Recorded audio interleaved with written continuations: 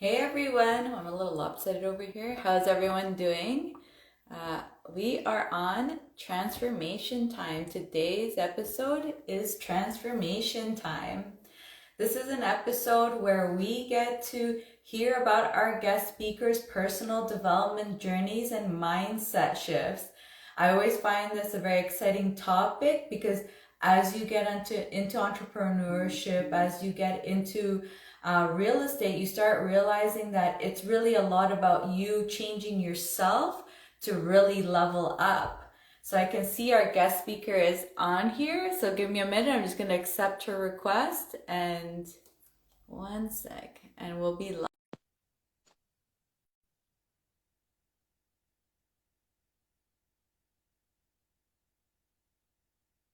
Oh, hi Natasha, how are you? Hi, how are you? I'm good, good. Thanks for coming on. We're all excited to hear about your personal development journey and your mindset shifts. Oh, thank you. I'm very happy to be here. It's my pleasure, actually. And I've learned how to do this Instagram live now, so I really feel special.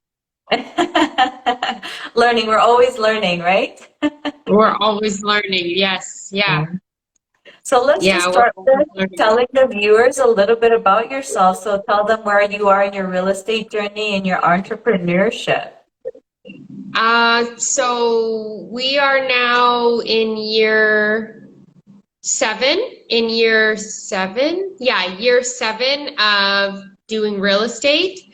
Um, We currently have a corporation that is operating out of two provinces and in Canada, so out of Alberta and out of New Brunswick. And then the properties in Ontario are either personal, under personal, or JV partnership, and that's just for accounting purposes. And I can't give anybody accounting advice. They'll have to speak to an accountant because every case is different as an investor. And so we have done quite a bit of expanding over the COVID time. Actually, COVID was kind of good to us as investors. I don't know about anybody else, but COVID was pretty good to us. And so we are just continuing to expand and look for new opportunities and new areas of growth in Canada, and hopefully, God willing, in the future in the US. Awesome. Sounds exciting. And you're doing all this with, you said you also work full time, right? Yeah, I work full time in education. I do intervention, which is also, I wouldn't say it's like instructional coaching, but they're kind of linear in nature. And I do that full time. And I'm currently on an international contract. So I'm overseas on the continent of Asia and I live in Kuwait. Wow. So you're managing everything from over there right now too.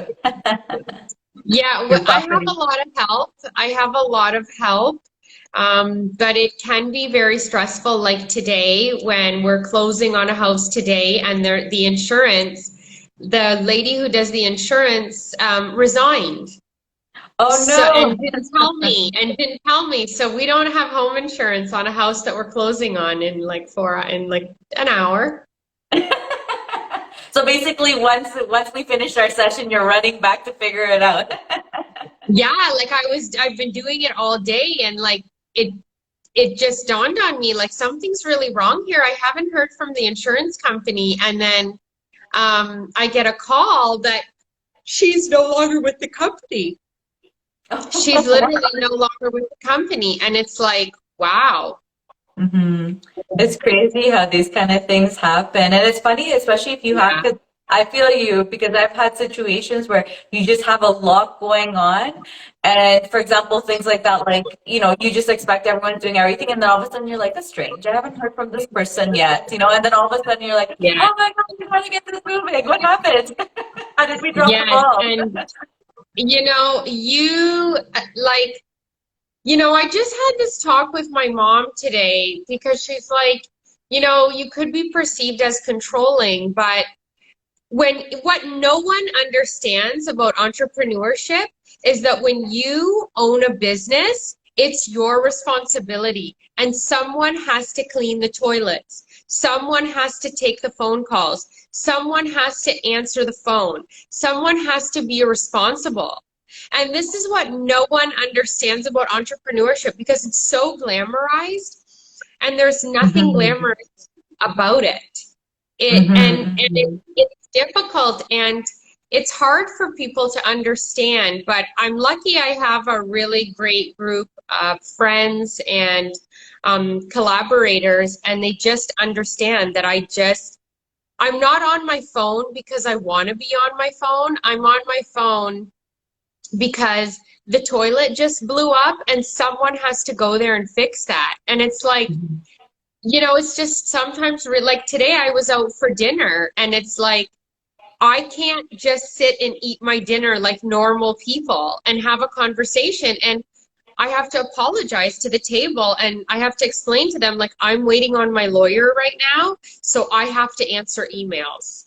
You know, and I have to take a call. And it's like, I just don't have a normal life like other people have a normal life. I'm okay with it. Yeah. But it's But just I find, different. yeah, like my life doesn't look like other people's lives. And it's okay for me. Like I don't mind it. But yeah, so that was today's adventure.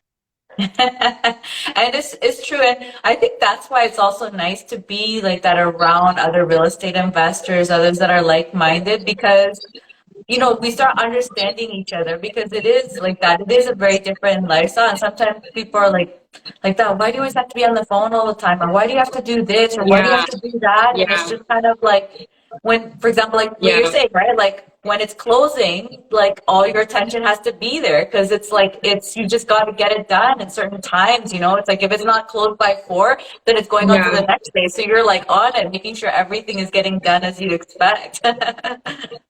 Well, like this is not like, you know, we don't have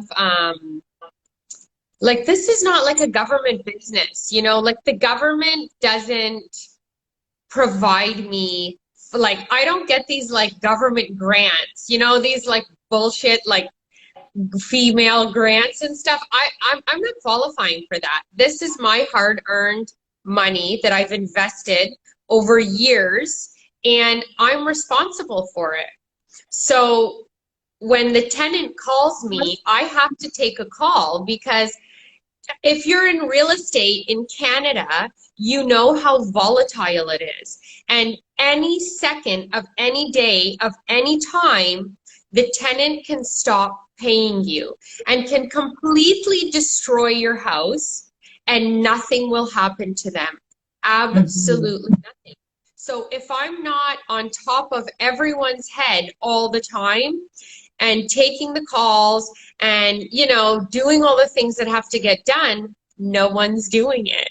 It's, you know, Yeah. I pay property managers and I love them and I work with them, but, you know, it's Yeah. still me. I Yeah. still have Well, to it's be also, on, you're the one who cares, right? It's your stuff, so you care. And it's like if yeah, they don't think that you care and you're like, oh, this needs to get done, that they'll be like, oh, they don't care. I can maybe wait for a few days or something. Like maybe I have other priorities, right? And it is yes, something that people don't realize when you're getting into this, that a lot of people think like, oh, you can sit at the beach, you know, that stereotype a lot that goes around. It's like you can sit at the beach and just have everyone working for you. And it's just like, no, you have to be involved. If you want your business oh to grow no, and like do something, like you have to care and oh you have to be no. involved, right? There is absolutely no beach. No one is sitting at the beach. No, oh my goodness. That's the biggest lie ever. Those are just like videos that you see online. There's no beach. I haven't been to the beach in like, I don't know, 5 years. I go on vacation to work.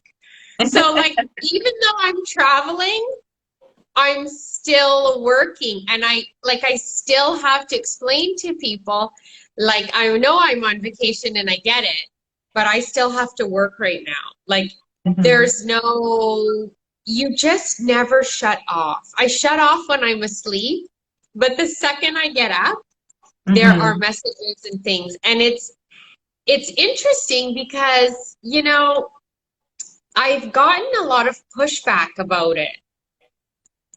But I just explained to people like what I'm doing now is what others won't do. And I have what others don't have. Mhm. Because you know, you know, you do real estate. Like there are lows, but there's some really good highs. And you know, Mhm. when you get that check for $50,000, like I mean, it's kind of worth it, you know?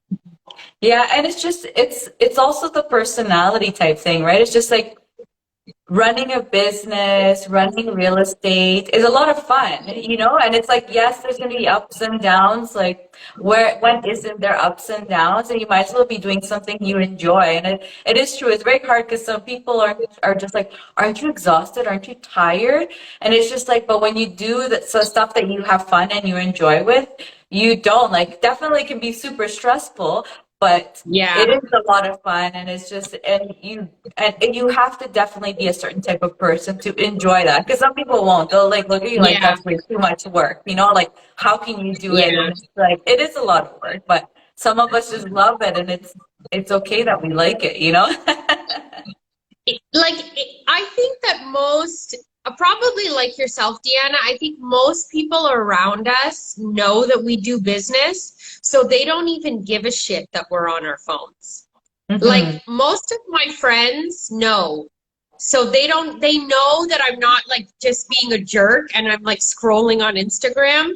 They Hmm. know because why would you be talking to someone about that, you know? So most of my friends know and they don't really care. It doesn't really bother them that much, and that's why we're friends. But I think for a lot of people who are just getting into business, it's really hard, you know, to kind of make that bridge between your life and your business because it doesn't ever stop. And especially Hmm. with us in real estate, it never stops. It's not like you just say it stops. Like I woke up 2 days ago to a tenant calling me because she has cockroaches. Oh So no. it's like, yeah, it's like, you know, and you just gotta roll with it. And it's like, okay, I gotta call, you know, pest control. And you just, you know, you kind of like flip out for a few minutes and then you're like, well, it just is what it is. Yeah, yeah, exactly. And it's just, yeah, and it's very true. And I think it also depends on, especially like, let's say before starting your business or real estate to starting it, because it is, people will definitely notice the transition and usually it shocks them, right? Because like you said, like maybe you're, before you were never on the phone or you weren't that active, let's say in social media, and then like, boom, you Yes. realize that you're starting your business and it just like all of a sudden things start wrapping up. You're like, oh my God, sorry, I gotta just get, you know, like you said, gotta get this email. I have to respond to this. I gotta do that. I gotta talk to this person, whatever. And then all of a sudden you start changing and people around you are like, oh my God, what's going on? Right? I, the hardest part I find is when you start to change. Well, actually, I think the most critical people around me is probably my family because they're like, you're always on your phone, you're not paying attention. But I am paying attention. I think Mhm. for my friends, they're like my social group. They're more like she's just doing her business, whatever. Leave her alone, fuck her. You know what I mean? Like, Yeah. whatever. But I think my family has been the most critical. But I do think in general, people are really supportive. I Mhm. think that people are really supportive of you when you are doing when you're doing business, and people want to support you in their own way. You know, I think that that's totally true, and I think that as you grow with your business, I think that people grow. They grow with you, and um, I know that I know because they wouldn't be my friends, and they wouldn't be my family. They understand when I explain to them like I'm busy today. It's not because you know that I don't want to see you or I don't want to hang out with you.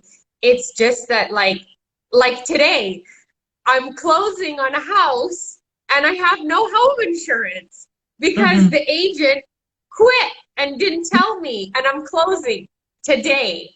and I have no, no home insurance. So it's like, oh my God, I have to be on the phone right now. Like if I don't close, I'm out $20,000, right? Because that was our agreement. If we don't Mm-hmm. close, it's 20 grand. So it's Yeah, you like, need oh to my deposit. God. Yeah, yeah. So yeah, I think and I think that too, as you do business longer, you get better at it and you learn the mistakes and you try to do your best. And then you already have like a base of people that you work with who know you and you know them, and so you have that trust.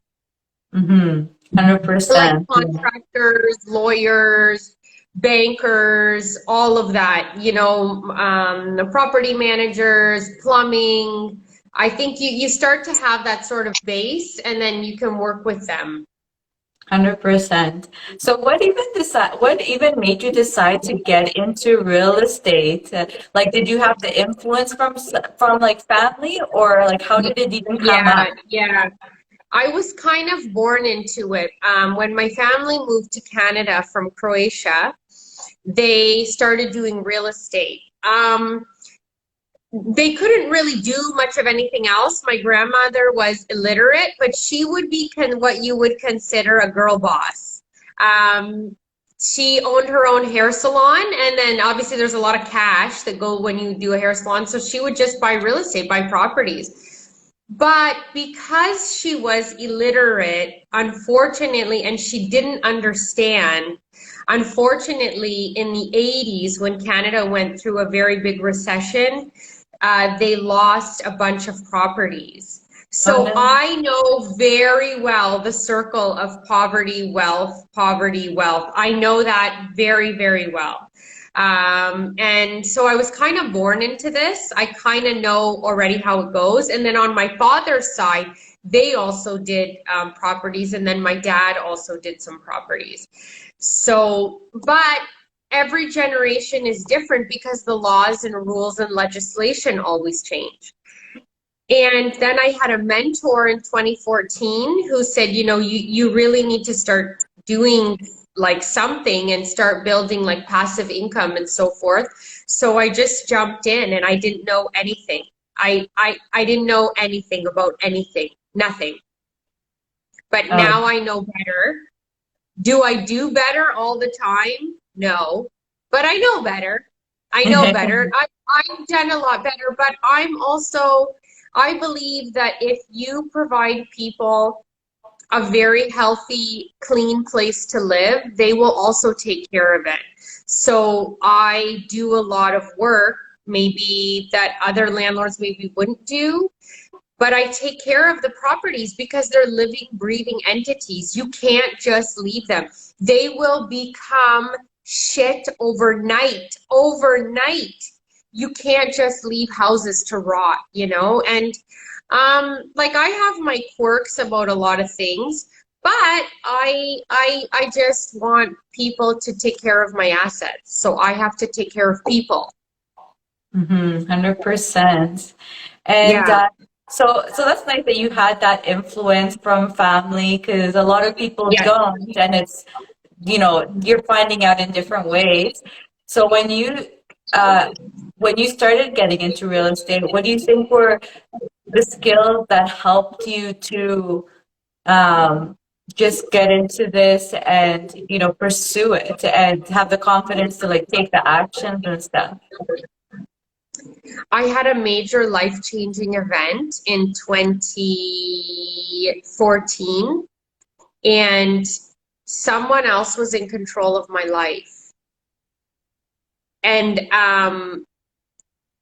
they talk about all these glass ceilings, which I don't believe in any of that.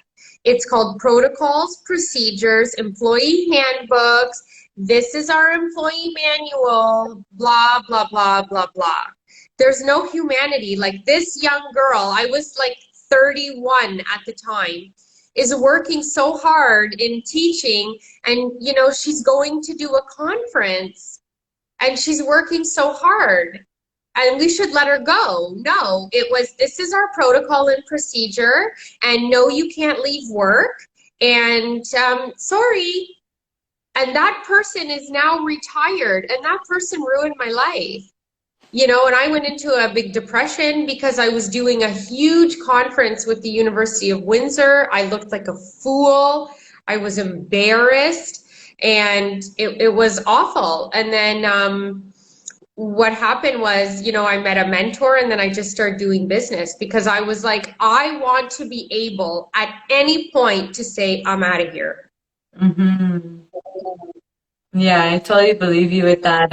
I've also had, actually, it's funny you said, I've also had that kind of mentality. And I've never had anything I would say like drastically happen. I don't know why. Like having that independence, like you said, to be able to make the decisions that you want to make, like that. Like if you just need to like leave your job, let's say you have that ability and you're not tied Yeah. down by like your paycheck. Because it is. I feel like a lot of people have that struggle of really getting tied down by, for example, a paycheck and having to make a lot of sacrifices that that if you had like other means of money from somewhere like side hustles to kind of give you that, like if Yeah. something happens you're like whatever, I'm the same. I've always had that. It's important, and especially I feel like, to be honest, for women it's even more important to just have that independence. Yeah, it's very interesting because I feel like it's just, yeah, it's that independence. It's something for your future. It's something that you've created. It's something that you've built up. And I also know that in this life, working hard as an employee may not get you anywhere. Nepotism is real. Like favoritism is real. I have worked hard in my life. And let me tell you, I mean, I am definitely not CEO because there's so much more that goes into you climbing the ladder. And I feel like now I'm at a point where if I want to say, like, this is not okay and I need to resign. And it also gave me my voice. Like now I challenge things, whereas I would have never challenged things before because I knew that I could get fired. Whereas now I'm like, okay, go for it. Yeah, You know, yeah, exactly. I have a cushion and I'll find another job. But when you're Hmm. so desperate, you're like, you don't use your voice, you Hmm. know? Yeah, 100%. And so what about mindset shifts? So I feel like, I mean that one, going into the depression, probably helped. Actually, all those things happening and going into depression was probably a revelation on its own. But any other type of mindset shifts that you've had as you've even been in real estate? You Like even ceilings, just actually, just have to believe. thoughts. You just have to believe that it's going to get done. Everything's going to get done. I believe in the law of assumption, whereas I just assume that it's going to happen. I just Hmm. assume I'm going to get a tenant. I just assume this is all going to get done. I assume it and then I call it into reality. And then it happens. And I Hmm. find ways to make things work. And I feel that that is the most important. You have to have, I'm not going to say positive because I'm for sure not always positive. You just have to know that you're on the right track and you assume it forward. And you're just like, I'm going for it and it will come. Like when I bought the house in Alberta, I was like, I'm going to buy a house in Alberta and I'm going to buy a house in Alberta at the price I want. I'm not joking. Deanna, that week, a realtor I've never heard of because I follow all the tops in Canada. I follow everybody. I know what everybody's up to, what they're buying, what they're doing. Somebody I never heard of before in my email, came in my email about these condos they're selling. So I was like, and you know what's so funny? I'm such a spacehead that I wasn't even looking at the right price. I was looking at the unit number and I thought that was the price. So I called them and I'm like, hey, you've got a 1+1 for 240. I want it now. And he was like, actually, it's not 240. That's the unit number. But we do have one that just didn't close for $299 in this beautiful tower, blah, blah, blah. Do you want it? And I was like, yes, now. And I was like, oh my God. You know, and I always believe that I can make it work. It can happen. And I buy undervalued, depressed homes that need work. And I believe that the work's going to get done. And I believe it's going to be awesome. And I believe we're going to refinance and we're just going to hit every time. And you have to think that way. It sounds arrogant and narcissistic, but you have to think that way in real estate. You have to be confident of what you're doing because there's more hard than there is easy.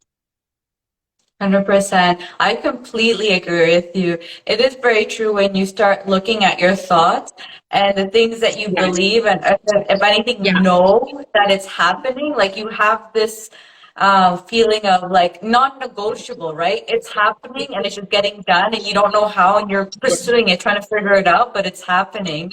Because as soon as you kind of get that like doubt of like, it's probably going to be like this or that, it does happen. Yes. It is that this or that. Yeah. Right. Yeah. And it's because your mind just starts looking in that direction, because your mind, you've already told your mind, this doesn't exist. This doesn't happen. So why are you going to look in that direction when you already don't believe it? Right. And then you're going to look in what you believe and be like, okay, you know, I can only find like $1 million homes because those 800 ones don't exist anymore. So your eyes close to those 800 ones, and all you're doing is looking at $1 million homes, for example. Yes. Yeah. Oh, I agree with you 100%. Like, and that's what most of the realtors and the real estate investors and the RAIN networks, they all talk about that as being a mindset. Like, when I did one seminar with Marcin, Marcin Draws, and he's in Canada anyways, a real estate investor. I did 1 2-hour like seminar, and I was in and out of it because I was busy working. I heard a guy talking about Moncton, New Brunswick. Then I saw another group of guys out of Toronto invest in Moncton. So I put it in my mind, I'm going to invest in Moncton. The houses there are going for nothing.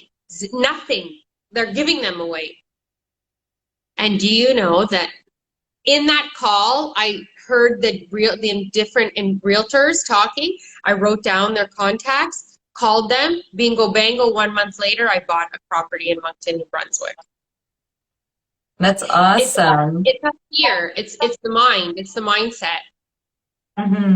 It's just like, it's exactly, they talk about, for example, like you buy a car, right? You buy, let's say, a Ford or something, or let's say a Tesla, right? Everyone's into Teslas these days.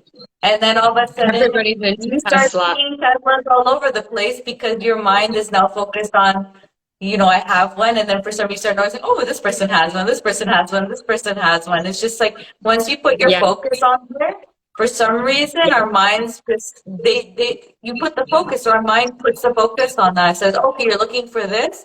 And then your mind is just scanning for exactly what it is that you're looking for. And you'll see it. Whereas like another one will be like, that doesn't exist. I've never found it. And I never see any of that. And you're just like, oh, I see so many. That, like, when people tell me there's no real estate, the market's crashing, everything's crashing. Do you know that people have been telling me there's no real estate and the market is crashing since 2017? In 2017, I was told that they're going to raise the interest rates so high and everyone's going to foreclose and everyone's going to lose their house. Those same people are still waiting to buy their first home.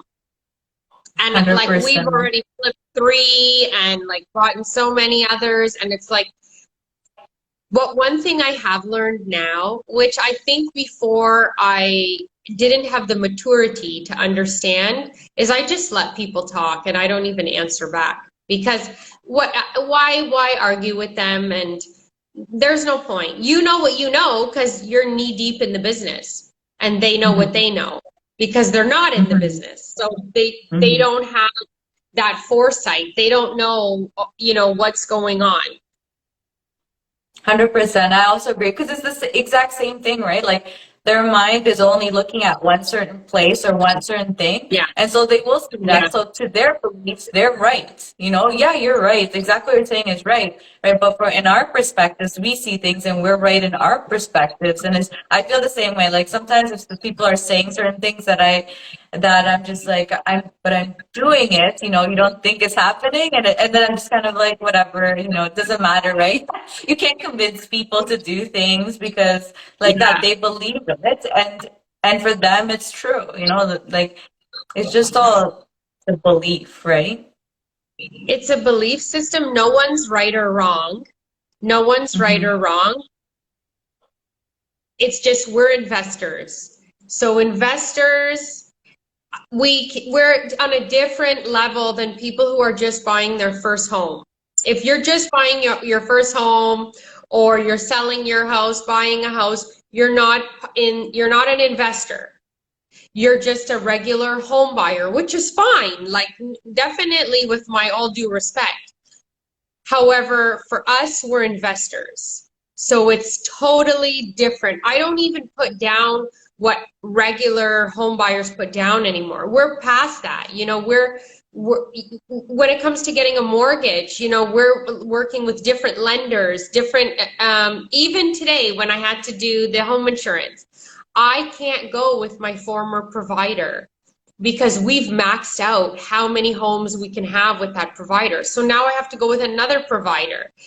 So there's so many moving parts, and I think that that's one of the things that's also very important to keep in mind. Mm-hmm. 100%. And just like that, always keep on learning, right? Because I find it very important because I mean, things are always changing too. So some strategies may not work at certain times, or others just work so much better. Like for example, last year I felt Yeah, like flips were like amazing last year, and I was like, well, I told people I'm not doing flips, but apparently I'm doing them now. yeah, yeah, yeah. Yeah, I never want to flip again. I don't mind doing a little bit of repairs, but my last flip was bad. We lost a lot of money on it. Lots of money. Um, The whole deal went upside down. The whole deal went upside down. Like the partner wasn't good. The contractor wasn't good. The partner was really cheap. So they wanted to do things like the whole thing went upside down. Yeah. it's so hard when you're dealing with so many other people. It is. It's definitely like The a lot of contractor was the biggest babysitting. problem. Yeah. Yeah, it's a And it's a lot of lot of babysitting that needs to happen, babysitting. right? Yeah, I babysit a lot of adults. And the contractor was the biggest problem. What I know now, the partner wanted to get a contractor that was cheaper, but I don't like to do that. I'm not interested in that kind of finagling nonsense. I don't like that. Like, this is the price, do your best work, period. So I wanted to have a better contractor because a better contractor means they'll finish the job quicker, so then you put the house on the market faster. A Mm-hmm. slower contractor or a cheaper contractor, what happens is they'll also take other jobs while doing your job because they want to Yeah. make extra cash. So, Yeah. oh, I can't come tomorrow. Oh, I can't come this day. Why? Because they're on another job. So I know now, like, if you're working with a partner in the business or like anybody else, when you're doing business, you have to work with other people who do business. And then you have to find out if they do business like the way you do business. 100%. You Because start if they realizing your core don't, values, if they're yeah, different. yes, yeah, the core values, if they're different, and I'm very detail oriented. So if I'm with someone who isn't detail oriented, it can become a sticky situation if we're doing business together. Only because, and you know, Deanna, I probably wasn't like this before, but once you go to court and once you have to go through that kangaroo jungle that they call the landlord and tenant board, once you do that one time, you're never going to do that again. So then, Yeah. yeah, You're like, you lesson become learned. lesson learned. What a joke. And it cost me a lot of money, a lot of money. And once you do that once, you never want to do that again. So then that becomes another big factor in everything. That it plays a big role now in my life and in the way I do my business. Hmm. I completely agree with you with that statement. It is very true. As certain things happen, you start learning from those mistakes, and then you're like, I'm never gonna forget to do that again, right? And it becomes part of like whatever it is, your checklist, your process or whatever. And it is very Yeah. true because as you as you become more experienced, it becomes bigger and bigger because you start learning all these little things. Like you said, like, oh my, next time, like with my tenants, I'm doing this. And before it was just like maybe three Yeah. things. Now it's like 20 because you start learning, you start realizing, and especially in Ontario, right? It's just like in Ontario, it's a lot easier for the tenants and harder for the landlords. Yes. Yes. It's a lot harder for landlords and a lot easier for tenants. And I think that's a factor, and you have to keep that in your mind. Yeah, you got to keep it in your mind at all times. So that's something that's important, definitely. So with all your experience and everything you've had so far, what are things that now you're starting to learn or mindset shifts that you're trying to conquer to continue and growing for the future? I I think that I've learned the market a lot better. I've learned the market a lot better. So the real estate market, I've learned it a lot better now from an investor standpoint. So I mainly now work with other investors, whereas before I worked not with other people who weren't investors, and I don't think they understood like the trajectory of where we were going. I'm much more resourceful. I spend a lot of time alone learning. It's Mm-hmm. hard because it can be lonely, but I spend a lot of time alone because I have to learn. Mm-hmm. Money doesn't make itself. Like 5% of people are born into very wealthy families. They don't have to do anything but wake up in the morning. The rest of us, we come from families. Some of us come from immigrant families. We come from so much of so much. So you have to learn how to do things. You have to learn what's the best option. Not there is no right thing to do. You have to learn the best option. And then, you have to take risks, and risks are really hard. Risks are Mm-hmm. really hard because when you don't have anything, like my security net is my parents saying congratulations. Like they're not going to cut me a check to help me out. Mm-hmm. I always say that I am the old grandpa who had an old truck and wore the same jogging pants for 50 years so that he could build something to leave to the kids. That's who I feel like I am, the old grandpa, and it's even like that's the analogy because it's so hard and it's so much work and it's so much easier to just work for somebody. But I want to have my life and my lifestyle. So somebody has to do that. And it's like life is really hard now. And post COVID, it's even harder than what it used to be. And governments are not forgiving. They're attacking on all angles with inflation, with monetary restrictions, with change into digital currency, ownership rights, and our business is heavily affected. So I have to take time every day to sit and learn about that. Because if not, you're in the dark, you know? And you can't make the right decisions that you need to, right? Because you No. could, especially that the economy is changing, things are always changing, and you have to stay on top of all that to know, what is going to be the best decision so you're, not losing that money or minimizing your risk as much as you can. Yeah. And like, you know, I don't have, like, I'm the ceiling. So there's nobody, like, I look around, I'm like, oh, are you going to do that? Are you going to help me? There's nobody. So I have to call the lawyer and I got to be like, hey, Paul, I need to ask you some questions. I have to call the accountant and be like, hey, Julia, can we talk about this? Because it's not like I sit down with, someone who has already been there. Like, it's not like I'm born into, by the time I came around, my family had lost everything. So for me, I'm like, I got to do it again. And then laws change every day.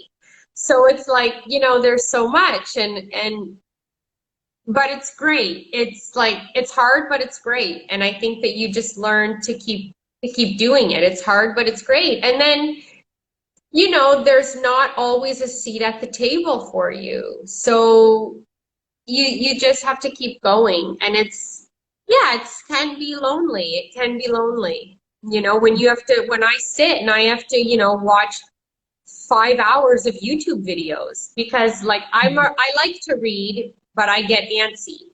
So, I got to watch videos. I have to take notes. I have to watch, about all of the new bills that come into place. I had to read the entire 2022 budget because the government is attacking us. So, I got to read that budget because Mm-hmm. what's in there heavily affects our business. So, Mm-hmm. it's just a lot. It's just a lot.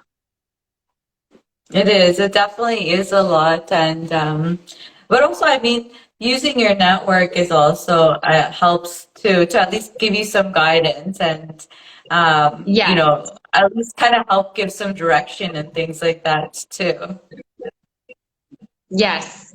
Oh, yeah, definitely. Like I'm part of a bunch of investor groups. I'm part of, so many other like investors and real estate agents and realtors, and you just ask people and you ask for their best advice.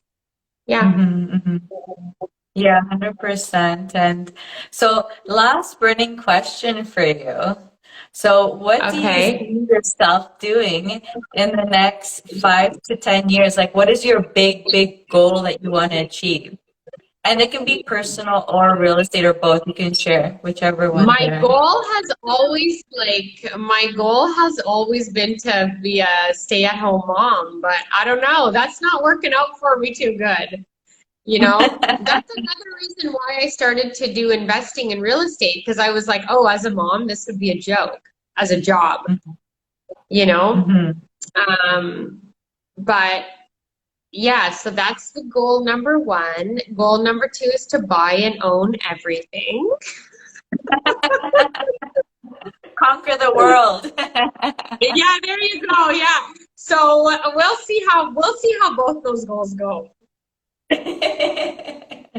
That's so funny. It's great goals, and it's funny.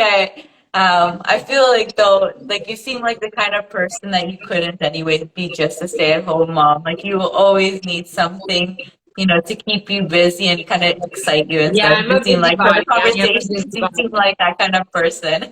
I feel like if you were to sit down for too long and do nothing, you'd probably have ants in your pants, kind of a thing. Yeah, yeah, I don't sit for very long. I'm always busy doing something. And then while I'm doing that, I'm planning like, oh, I should do this now. I Hmm. just always up and around, bubbling around. Yeah. That's awesome. Thanks for coming on. It was so fun to hear Thank about you your for personal having me, my development friend. journey. I really, really appreciate it. I'm very grateful. Thank you.